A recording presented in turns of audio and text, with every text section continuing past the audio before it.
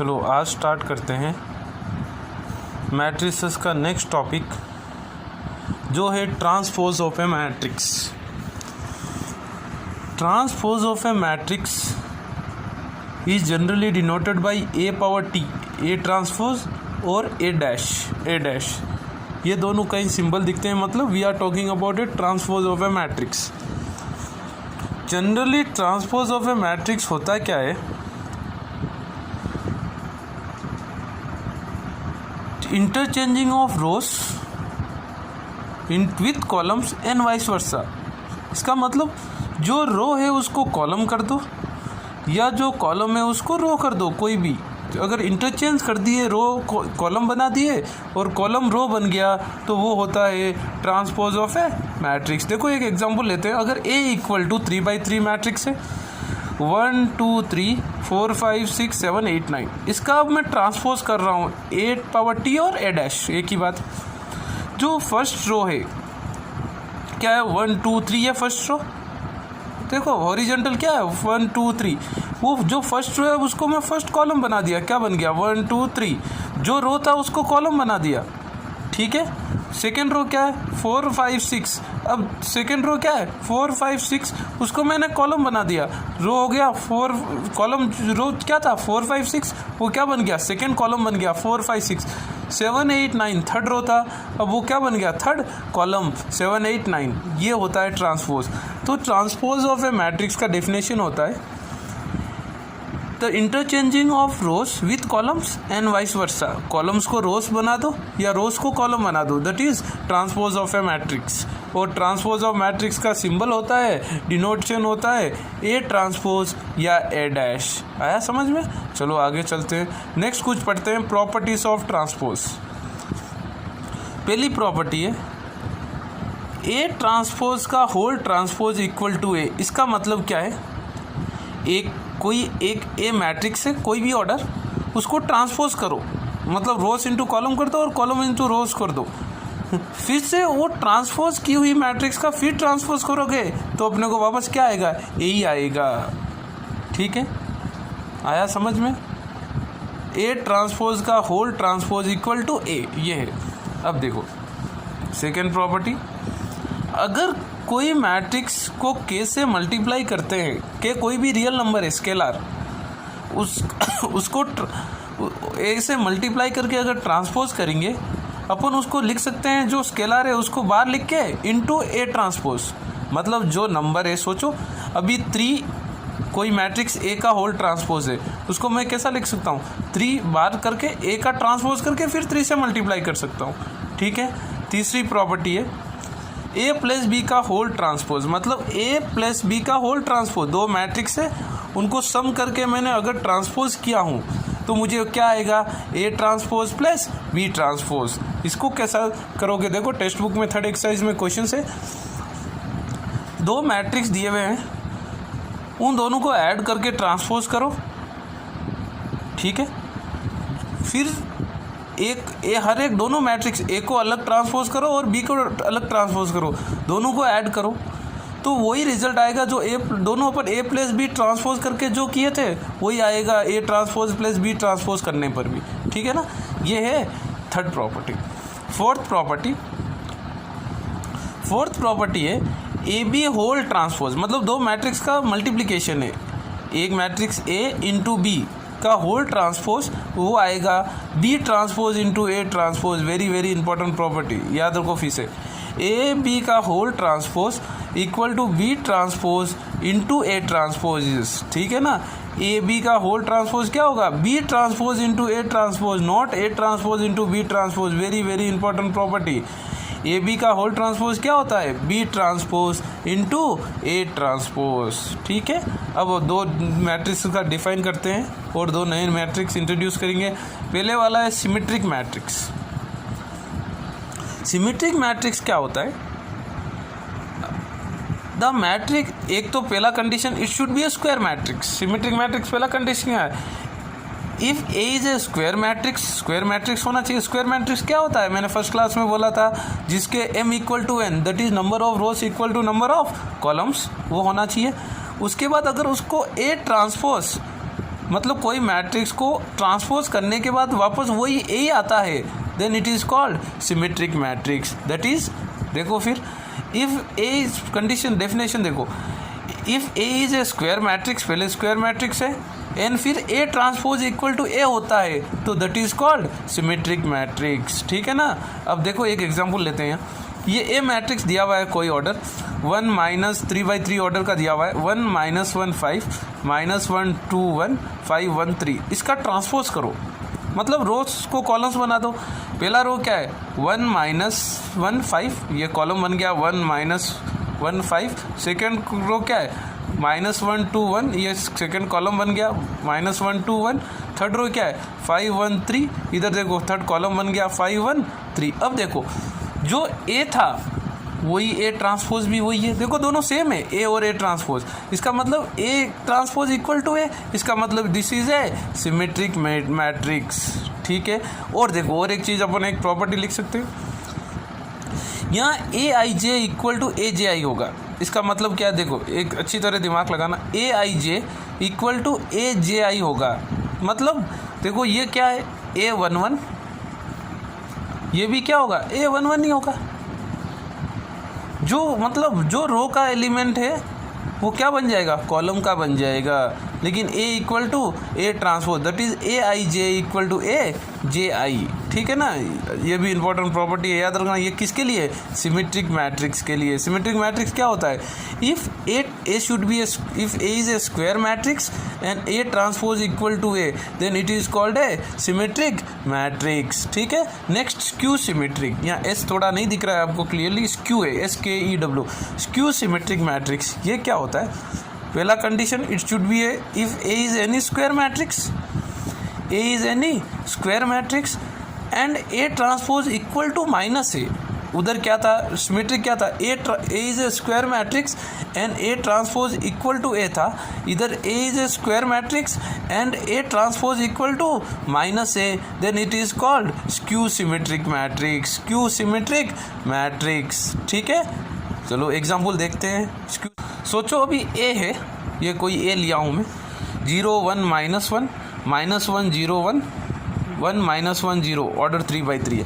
फिर से इसका ट्रांसपोज क्या करना है, जो पहला रो था वो क्या बना दो, पहला कॉलम बना दो। जो दूसरा रो था उसको क्या बना दो, दूसरा कॉलम बना दो। जो तीसरा रो था उसको क्या बना दो, तीसरा कॉलम बना दो। हो गया ट्रांसपोज। उसके बाद देखो इसके अंदर से जो ये ए ट्रांसपोज हुआ है ना, इसके अंदर से मैं माइनस कॉमन ले लिया हर एक जगह से। 0 ऊपर देखो, ऊपर वाले में 0 का -0 ही होगा। क्या था, -1, माइनस कॉमन ले लिया तो माइनस इंटू माइनस क्या हो गया, +1। फिर 1 था, 1 से -1 कॉमन लिया तो क्या होगा, -1। इधर 1 था, 1 से -1 कॉमन लिया तो क्या होगा, -1। 0 को तो कोई चेंज नहीं होगा। -1 है, माइनस कॉमन ले लिया तो क्या हो गया, +1। फिर से -1 था, माइनस कॉमन ले लिया तो क्या हो गया, +1। 1 से माइनस कॉमन ले लिया क्या हो गया, -1। ये क्या हो गया, 0। अब देखो ये जो आया है ये वही है जो ए है, क्या है वो, ए ही है। अब इसका मतलब माइनस बार कॉमन लिया है मैंने, इधर क्या लिख रहा हूँ, ये क्या, ए ट्रांसपोज इक्वल टू क्या हो गया, -a। ये हो गया स्क्यू सिमेट्रिक मैट्रिक्स। क्या हो गया, स्क्यू सिमेट्रिक मैट्रिक्स। ठीक है। उसके बाद देखो जैसा उसके अंदर ए I J equal to A J आई था, इसके अंदर क्या होगा, ए I J equal to -a जे आई होगा। ठीक है। अब देखो ये फिर से एक देखो, A1 आई मतलब ये क्या है, डायगोनल, आई और जे दोनों सेम है, इक्वल टू -ii। समझ में आया, मतलब ये डायगोनल एलिमेंट्स की बात कर रहा हूँ मैं। A11 A22 A33 ऊपर वाले मैट्रिक्स के अंदर माइनस क्यों, क्योंकि ट्रांसपोज करेंगे तो ए ट्रांसपोज क्या होता है, -a।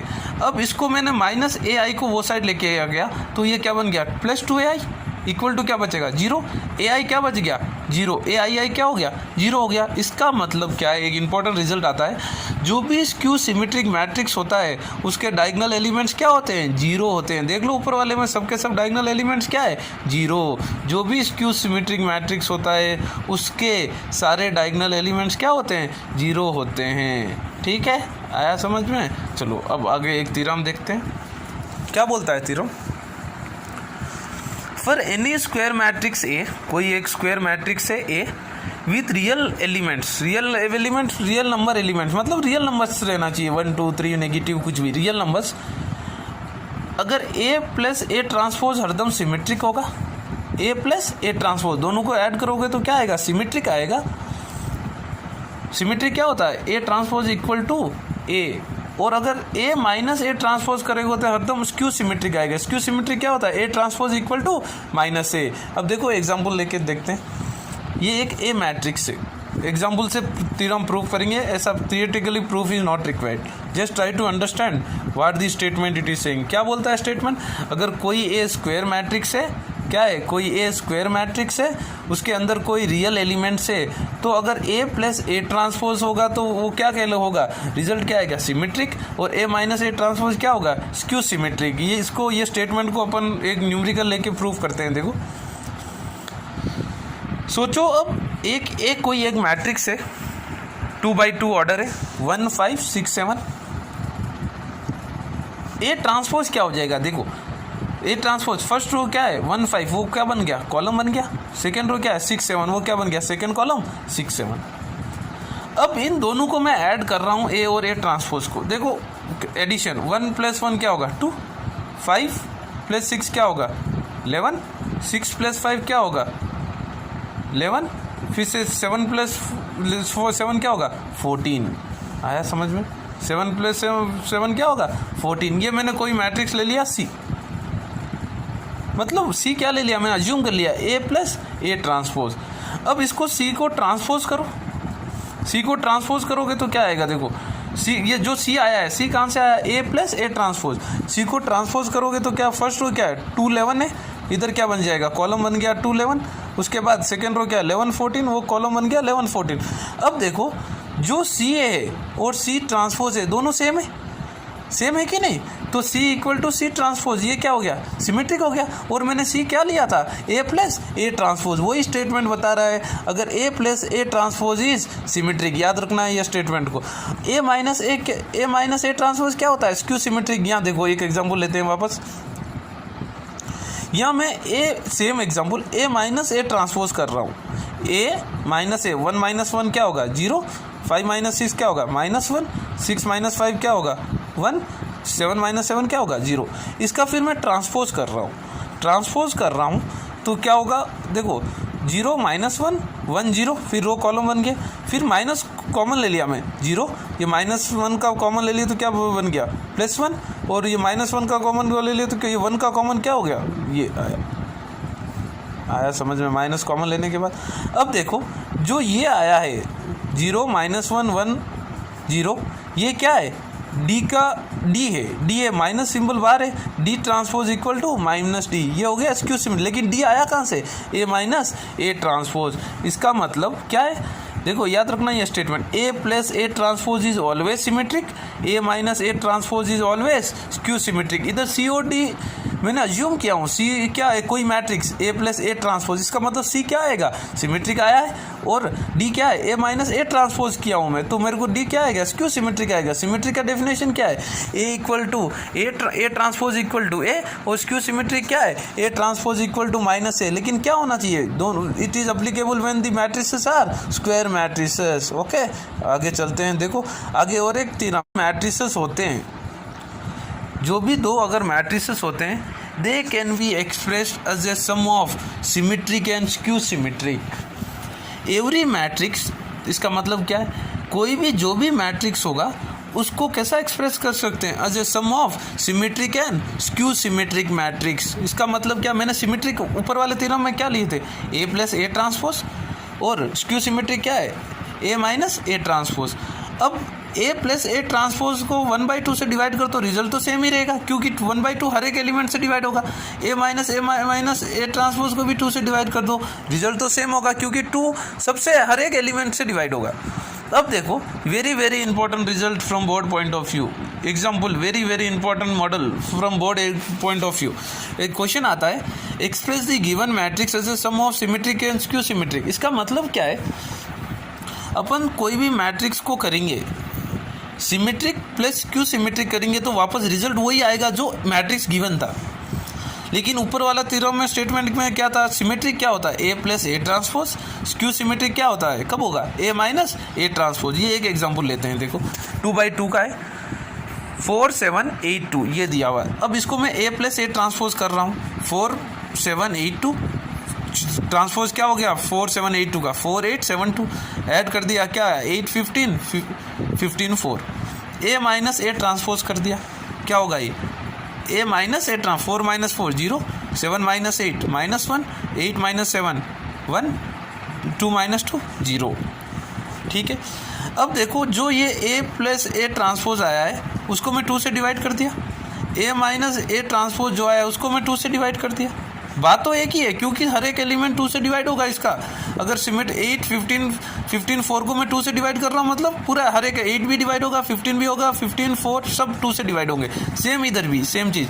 अब देखो ये दोनों को 2 से डिवाइड करके मैं ऐड कर रहा हूँ, 2 से डिवीजन हो गया, इन दोनों को वापस बीच में ऐड कर दिया, मेरे पास रिजल्ट क्या है वही आया है जो ए था, जो ए गिवन था वही आया है। अगर मैंने सिमेट्रिक को स्क्यू सिमेट्रिक किया हूँ, इसका मतलब क्या है every matrix can be express as a sum of symmetric and skew symmetric. ये एक फार्मूला के तौर पर याद रख लो ऐसा।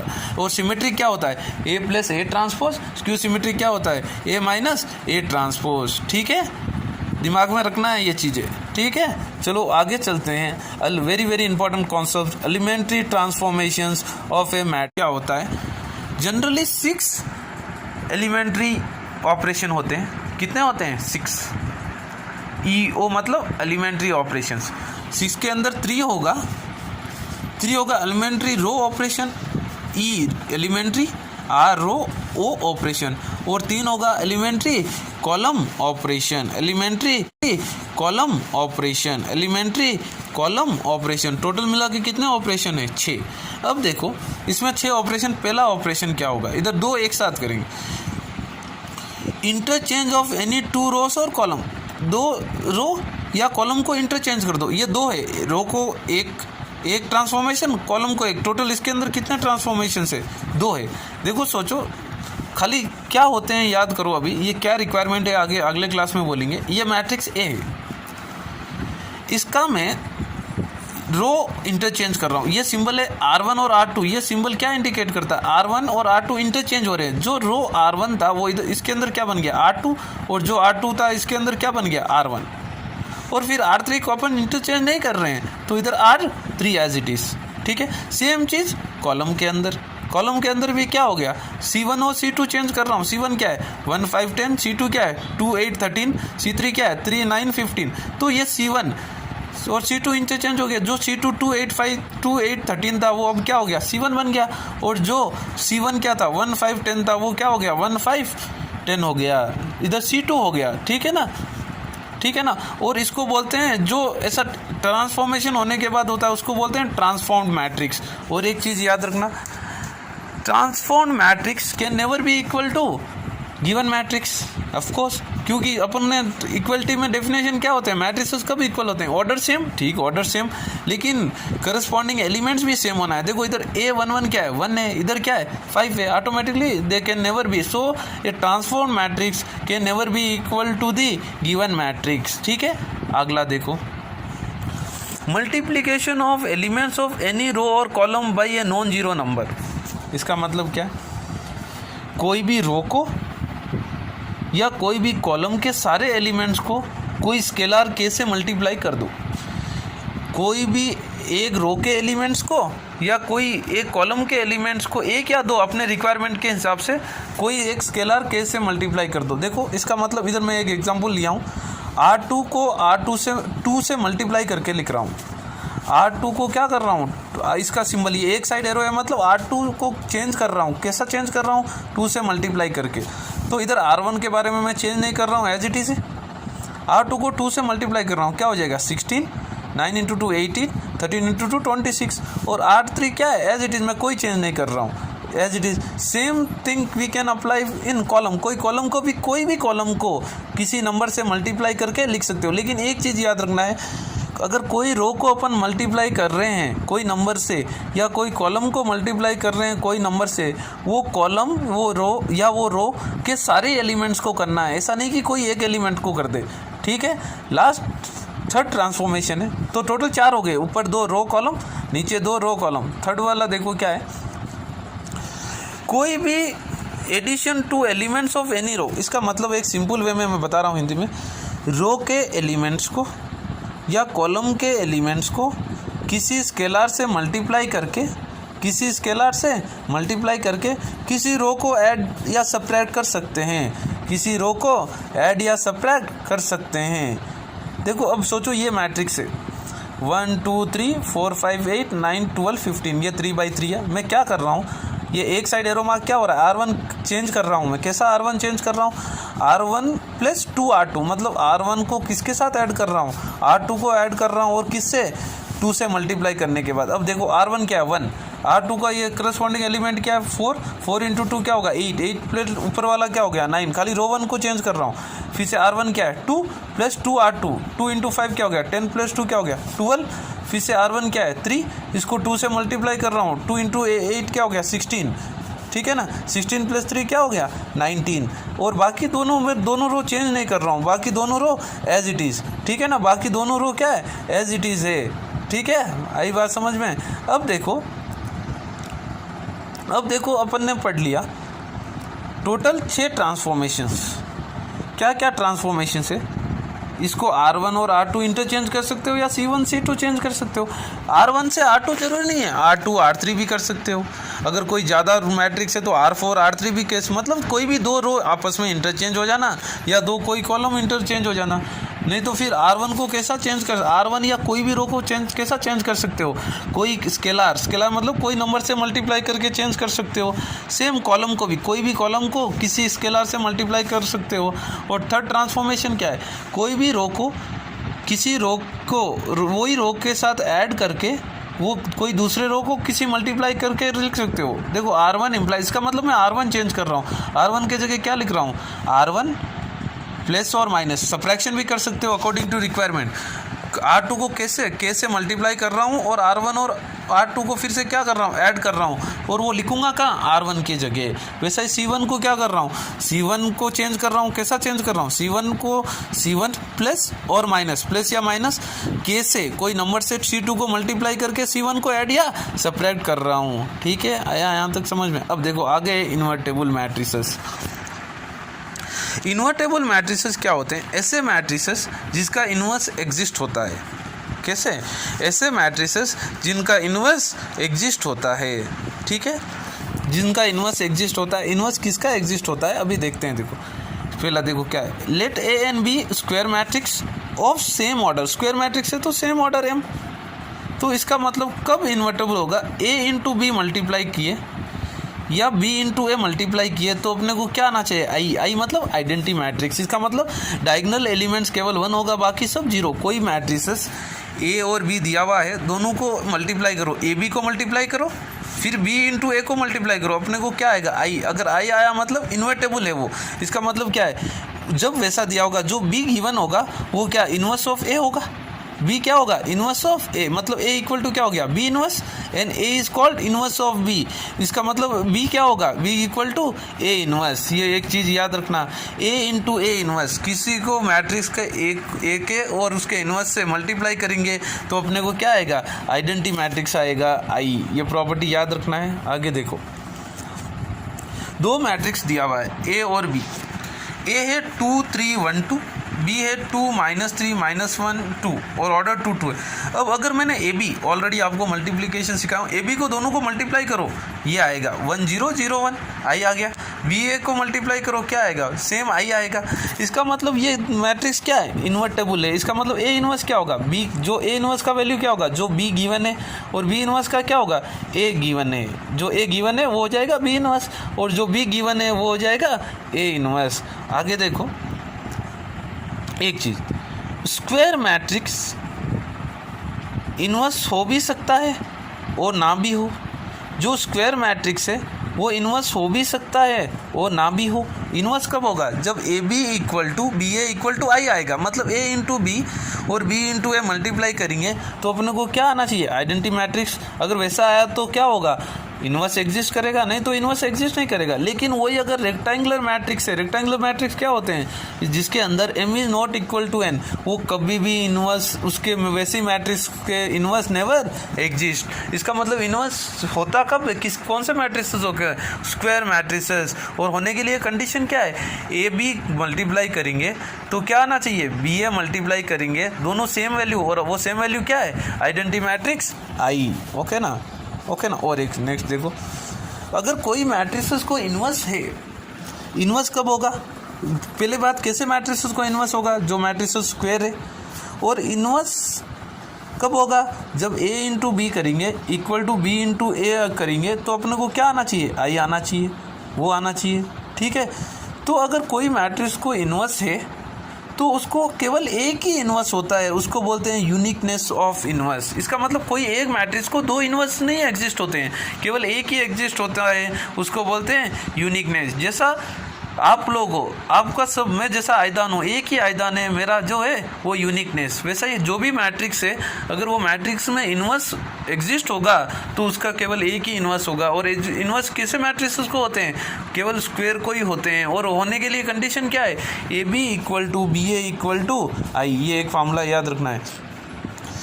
ए B whole inverse equal to B inverse into A inverse, A B whole inverse equal to B inverse into A. मतलब A B का पूरे ए बी का होल इन्वर्स करेंगे तो वो क्या होगा, B inverse into A inverse. ठीक है, और ये एक प्रॉपर्टी याद रखना है, कोई मैट्रिक्स ए इंटू कोई मैट्रिक्स बी, मतलब कोई मैट्रिक्स सी है, सी क्या है इधर ए बी, और कोई डी है, ए बी डी क्या है, ए बी इन्वर्स, दोनों मल्टीप्लाई करेंगे तो क्या आएगा, आई। इसका ये प्रूफ दिया हुआ है, एक बार देख लेना, बहुत आसान प्रूफ है। और ये चीज़ याद रखना, A into A inverse always I, A inverse into I is A, दो स्टेप प्रूफ है, ये देख लेना। कल वेरी वेरी इंपॉर्टेंट टॉपिक पढ़ेंगे, inverse of matrix by elementary row and column transformation, और कल ये चैप्टर ख़त्म हो जाएगा कल के वीडियो में। ठीक है, God bless you, take care.